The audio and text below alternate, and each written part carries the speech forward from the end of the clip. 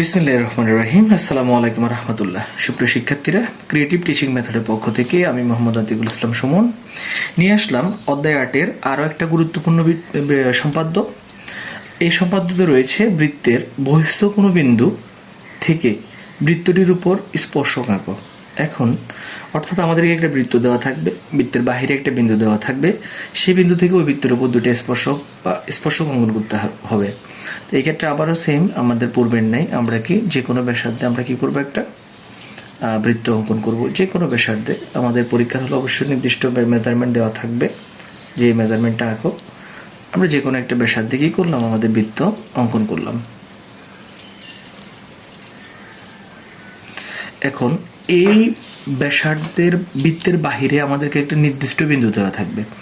এখন সেই বিন্দুটা আমাদের জন্য 5 সেন্টিমিটার দূরে থাকতে পারে, 4 সেন্টিমিটার দূরে থাকতে পারে, 8 সেন্টিমিটার, 7 সেন্টিমিটার, যত সেন্টিমিটার ওরা পরীক্ষার হলে বলে দিবে যে কত সেন্টিমিটার দূরে আছে। আমরা ধরেন না বৃত্তের বহিঃস্থ বিন্দুটা 8 সেন্টিমিটার দূরে ধরে নিলাম। এখানে কত সেন্টিমিটার?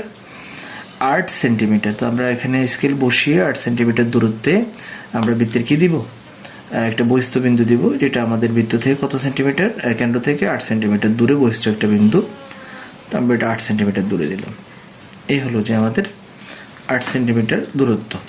দেওয়ার পর আমরা সেটা স্কেলিং করে দিব, মানে যোগ করে দিব। তো আমরা বলতে পারি এটাকে যে ও কেন্দ্র বিশিষ্ট একটা বৃত্ত নিই, ও কেন্দ্র বিশিষ্ট বৃত্ত নিলাম, এবং ও কেন্দ্র বিশিষ্ট বৃত্তের বাহিরে একটা বহিঃস্থ বিন্দু কি নিই, পি নিলাম। এই তাহলে এ হলো যে আমাদের বৃত্ত, আর তার একটা বহিঃস্থ বিন্দু পি ছিল, আমরা ও আর পি যোগ করেছি। এখন আসেন এই পি বিন্দু থেকে আমরা ও কেন্দ্রবিশিষ্ট বৃত্তের উপর দুটো স্পর্শক অঙ্কন করব। কিভাবে? প্রথমত আমরা পি ওকে সমদ্বিখণ্ডিত, ওপিকে কি করে দিব, সমদ্বিখণ্ডিত করব। তো সমদ্বিখণ্ডিত রুলস আমরা সবাই জানি। অর্ধেকের বেশি নিলাম, নিয়ে এরপর এক, আবার নিচের দিকে একটা, ঠিক একইভাবে এই পাশ থেকে আমাদের একই কাজই হবে, 2 3 4। এরপরে আমাদের কাজ হবে যে কি, এটা দুটোটা কি করা, যোগ করে দেওয়া। এই যোগ করার পর আমরা কি পাবো, একটা বিন্দু পাবো, তার নাম দিলাম এম। মধ্যবিন্দু যেটা, সেটা কি নামকরণ করলাম, এম নামকরণ করলাম। এবার আমরা বিএম অথবা ওএম যে কোনো একটা, দুটোটাই সমান, যেহেতু মধ্যবিন্দু আমরা এম নির্ণয় করেছি, যে কোনো একটা নিয়ে আমরা বৃত্তটা অঙ্কন করব আমাদের। ফিএম অথবা ওএম যে কোনো একটা ব্যাসার্ধ নিয়ে, তো আমরা নিলাম এখান থেকে, সেটা ওএম নিই আর ফিএম নিই, দুটোটাই কি আমাদের জন্য একই হবে। তো আমরা এটা নিয়ে আমরা ব্যাসার্ধ নিয়ে আমরা বৃত্তটা অঙ্কন করে দিব। এই আমরা ওএম অথবা ওএম অথবা ফিএম ব্যাসার্ধ নিয়ে আমরা কি করব, বৃত্তটা অঙ্কন করব, যা আমাদের ও কেন্দ্র বিশিষ্ট বৃত্তকে এ এবং বি বিন্দুতে ছেদ করে।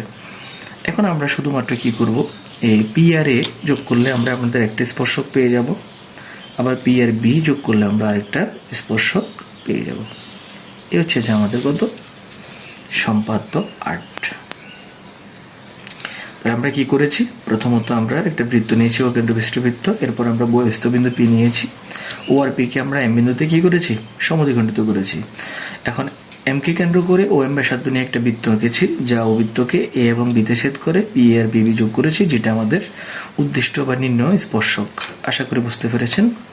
ধন্যবাদ আমাদের সাথে থাকার জন্য। পরবর্তী ক্লাস সম্পাদন নিয়ে খুব তাড়াতাড়ি দেখা হবে। ততক্ষণ ভালো থাকবেন। আল্লাহ হাফেজ। আসসালামু আলাইকুম ওয়া রাহমাতুল্লাহ।